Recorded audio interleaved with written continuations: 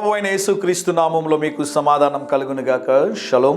ఈ ఉదయకాల సమయంలో ఎలా ఉన్నారు? ఆరోగ్యంగా ఉన్నారా? అనారోగ్యంతో ఉన్నారా?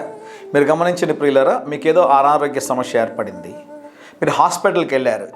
హాస్పిటల్కి వెళ్ళిన తర్వాత డాక్టర్స్ ఈ రిపోర్ట్స్ అన్ని తీసుకురండి అని చెప్పి టెస్టుల కోసం రాశారు. అన్ని టెస్టులకి మీరు బ్లడ్ శాంపుల్స్ ఇచ్చారు. ఆ రిపోర్ట్స్ ఇంకా రావాలి. ఆ టైంలో మీరు ఆ హాస్పిటల్లో ఉన్నటువంటి రిసెప్షన్లో కూర్చొని ఉన్నారు. మీ మానసిక స్థితి ఏంటో చెప్పండి. వెంటనే ప్రతి ఒక్కరు చేసే కార్యం ఏంటంటే, ప్రభువా, ఈ ఒక్కసారికి నన్ను క్షమించి నీ శిలువ రక్తంతో నన్ను కడిగి నన్ను పరిశుద్ధపరచండి ప్రభువా. ఇంక మీట నేను నీకు భయపడి నీకు లోబడి పాపము చేయకుండా పరిశుద్ధంగా జీవిస్తాను ప్రభువా అని ప్రార్థన చేస్తారు. నిమిషానికి గుండె 72 సార్లు కొట్టుకుంటుందండి. మీరు శాంపుల్స్ ఇచ్చిన తర్వాత బ్లడ్ రిపోర్ట్స్, మీ హెల్త్కి సంబంధించినటువంటి రిపోర్ట్స్ రావడానికి ముందు మీ గుండె 120 సార్లు కొట్టుకుంటుంటుంది. ఆ టైంలో మనకు ఎక్కడలేని భక్తి, ఎక్కడలేని భయం వచ్చేస్తుంది. వన్స్ మన చేతుల్లోకి రిపోర్ట్ రాగానే నీకు ఏ ప్రాబ్లం లేదండి అనగానే దేవుని మీద ఉన్నటువంటి భయం మొత్తం ఎక్కడికి ఎగిరిపోయి ఉంటుంది. మళ్ళీ కొద్ది రోజుల తర్వాత మళ్ళీ హాస్పిటల్కి వస్తూ ఉంటాం కదండి.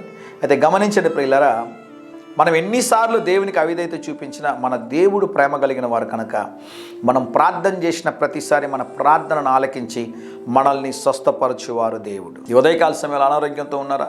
మరణ పడక మీద ఉన్నారా? లేకుంటే డాక్టర్స్ ఇక హోప్ లేదన్నారా? అయితే దేవుని సేవకుడిగా చెప్తున్నాను, యేసు నిన్ను ముట్టి స్వస్థపరచి నీకు స్వస్థతను అనుగ్రహించి ఆయుష్ని, ఆరోగ్యాన్ని దయచేయునుగాక. యెషయా గ్రంథం 53వ అధ్యాయం 5వ వచనంలో, అతడు పొందిన దెబ్బల చేత మనకు స్వస్థత కలుగుచున్నది. దేవుని నామానికి స్తోత్రం కలుగునుగాక. అనారోగ్యంతో ఉన్నారా? వెంటనే ప్రార్థన చేయండి. ప్రభువా, మీరు పొందిన దెబ్బల చేత స్వస్థత, మీరు పొందిన గాయముల చేత స్వస్థత, మీరు నా కొరకు కల్వరి శిలువ మీద కార్చిన రక్తపు దారాల ద్వారా నాయన నన్ను ముట్టి నన్ను స్వస్థపరచండి, నాకు ఆరోగ్యాన్ని ఇవ్వండి అని చెప్పి చూడండి.